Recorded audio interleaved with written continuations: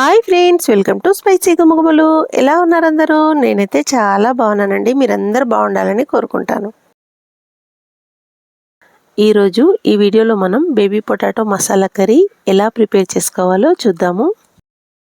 ఇప్పుడు stove on చేసుకొని 1/2 kg వరకు బేబీ పొటాటోస్ని 10 నుంచి 15 నిమిషాల పాటు మంటని మీడియం ఫ్లేమ్లో పెట్టుకొని బాయిల్ చేసుకోవాలి. ఈ పొటాటోస్ అనేవి బాయిల్ అయ్యి చల్లారేలోపు మనం ఈ రెసిపీకి కావాల్సిన మసాలాని ప్రిపేర్ చేసుకుందాము.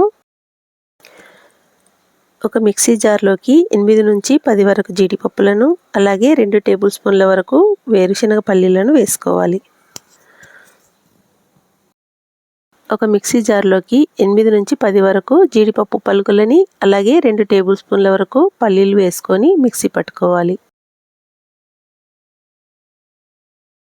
జీడిపప్పు పలుకులను అలాగే వేరుశనగ పల్లీలను పౌడర్లాగా మిక్సీ పట్టుకున్నాక ఇప్పుడు ఈ పౌడర్లోకి 2 పచ్చిమిర్చీలను, ఒక బిర్యానీ ఆకుని, అలాగే చిన్న ముక్కలుగా కట్ చేసి పెట్టుకున్న 3 మీడియం సైజులో ఉన్న ఉల్లిపాయల్ని యాడ్ చేసుకొని మధ్య మధ్యలో ఆపుకుంటూ మిక్సీ పట్టుకున్నాక ఇప్పుడు ఇందులోకి 2 మీడియం సైజులో ఉన్న టమాటాలని చిన్న ముక్కలుగా కట్ చేసుకొని యాడ్ చేసుకున్నాక అలాగే 2 టేబుల్ స్పూన్ల వరకు రెడ్ చిల్లీ పౌడరు, కాస్త ఉప్పుని యాడ్ చేసుకొని మిక్సీ పట్టుకోవాలి.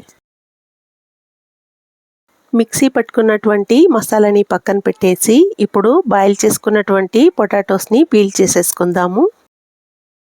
నాదొక చిన్న రిక్వెస్ట్ అండి, నా ఛానల్లోకి ఎవరైనా మొదటిసారి వచ్చి ఈ వీడియో చూస్తున్నట్లయితే మీకు కనుక ఈ వీడియో నచ్చితే వీడియోని లైక్ చేసి ఫ్రెండ్స్ అండ్ ఫ్యామిలీకి షేర్ చేయండి. అలాగే స్పైసీ గుమగుమల ఛానల్ని సబ్స్క్రైబ్ చేసుకొని పక్కనే ఉన్న బెల్ ఐకాన్ని యాక్టివేట్ చేసుకోండి. పీల్ చేసుకున్నటువంటి పొటాటోస్ అన్నిటిని ఒక ప్లేట్లో వేసుకొని పక్కన పెట్టుకున్నాక ఇప్పుడు స్టవ్ ఆన్ చేసుకొని కడాయి పెట్టుకుందాము. కడాయి వేడెక్కినాక ఇప్పుడు ఇందులోకి 6 నుంచి 7 టేబుల్ స్పూన్ల వరకు ఆయిల్ని వేసుకుందాము.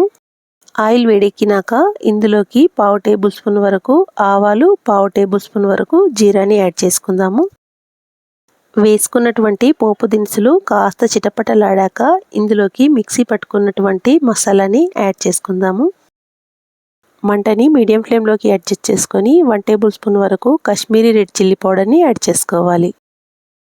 కాశ్మీరీ రెడ్ చిల్లీ పౌడర్ అనేది మీ దగ్గర ఉంటే వేసుకోండి, లేదంటే స్కిప్ చేసుకోవచ్చు. కంటిన్యూస్గా తిప్పుకుంటూనే మసాలాలో నుంచి ఆయిల్ పైకి తేలేంత వరకు మసాలాని ఫ్రై చేసుకోవాలండి.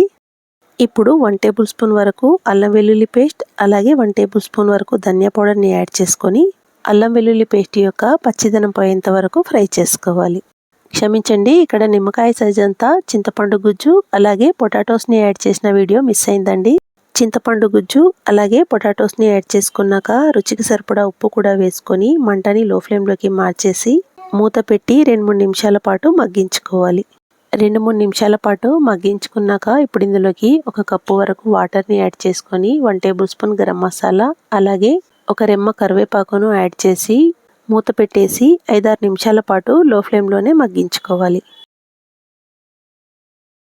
5-6 నిమిషాల పాటు లో ఫ్లేమ్లో ఉడికించుకున్నాక సన్నగా తరిగిన కొత్తిమీరని అలాగే 1 టేబుల్ స్పూన్ వరకు క్రష్ చేసినటువంటి కసూరి మేతిని యాడ్ చేసుకొని ఒకసారి మొత్తం బాగా మిక్స్ చేసి వేడివేడిగా సర్వ్ చేసుకుంటే పుల్ల పుల్లగా ఎంతో టేస్టీగా ఉండే baby potato masala curry ready అయిపోయినట్టేనండి.